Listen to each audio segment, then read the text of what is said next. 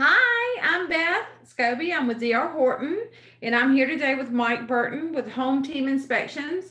Mike, we got a couple of questions that, we do our fireside chat questions, and a lot of realtors, a lot of sales agents, a lot of inspectors, we have questions, and can I ask you a couple? Yeah, absolutely. Good morning. As Beth Good said, my morning, name is Mike. Mike Burton. I'm the owner and lead inspector of Home Team Inspection Service of Central Panhandle, with the territory range from Mary Esther to Cape San Blas and north to Alabama. And I'm very pleased to be able to answer your questions today. All right, thank you. Well, the first one is, what's the difference in a wind mitigation inspection and a normal home inspection? Well, a wind mitigation inspection is primarily about getting discounts from the insurance company for your home insurance policy. So during a whole home inspection, the roof, attic, and the windows, doors, and other openings are inspected for sure. But the top side of the roof is inspected and walked if possible, and the attic is entered if possible, and they are inspected for structural and moisture issues. The insulation and ventilation are checked, among other items. The roof aspects of a wind mitigation inspection is focused on really what can be seen in the attic. If I'm hired to perform a wind mitigation inspection, I do not go on the roof unless the roof has a skylight I need to check. The report, standardized by the insurance companies, requires the inspector only to determine the method used to attach the roof sheathing or plywood to the rafters and how the rafters are attached to the walls. The other items in the report are the year the home was built, when the latest roof permit was issued, whether it's a hip style roof or not, and whether supplemental water resistance was installed between the covering and the sheathing. And these items are all about resisting hurricane damage. And most of these items are not part of a whole home roof and attic inspection. Similarly, the home openings, such as windows, are inspected in both cases, but again, for different reasons. In the home inspection, we inspect functionality and issues related to how the window works. In the wind mitigation, we check again for hurricane debris protection features. Hey, that's a lot, but, thank you. So we're seeing an increase in the 4-point inspections. Why? Why are they, and why is this 4-point inspection required?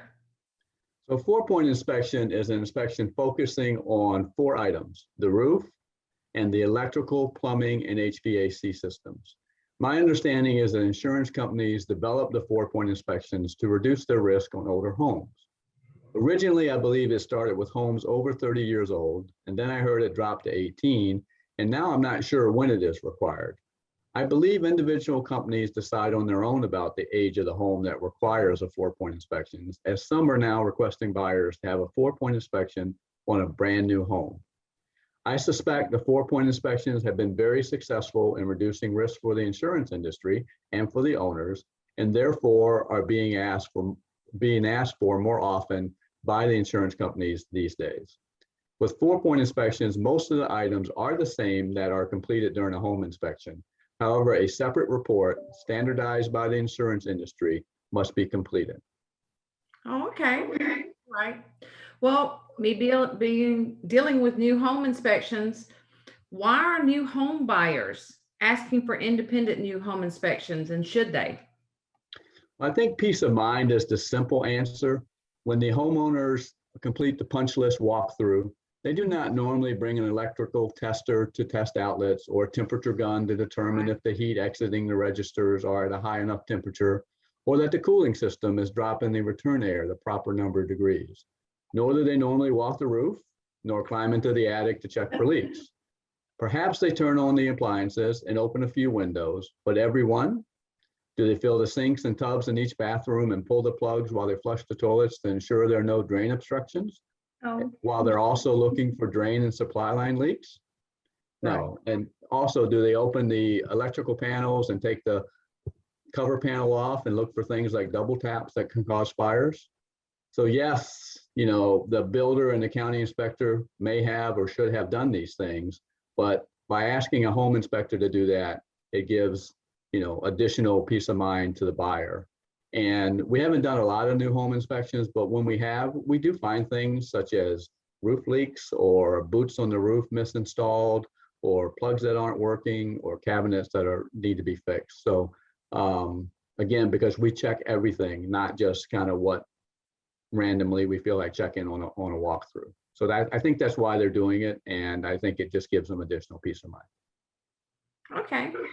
Well, thank you very much. Like I said, my name is Beth Scobie. I'm with D.R. Horton. This was Mike Burton from Home Team Inspections. And Mike, I think you answered a lot of our questions for us.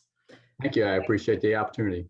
Right. And maybe you can give some more information on where you can be contacted again and see that people can contact you. Yeah, so if you need to contact me, you can call me direct on 734-308-8580. And my email address is mburton, BURTON, @hometeam.com. Thank you very much. Thank you. And like I said, you can contact me at D.R. Horton, 850-851-9755. I can help you with any community, but if not, you can contact any of our D.R. Horton representatives. Thanks, Mike. You bet. Thank you.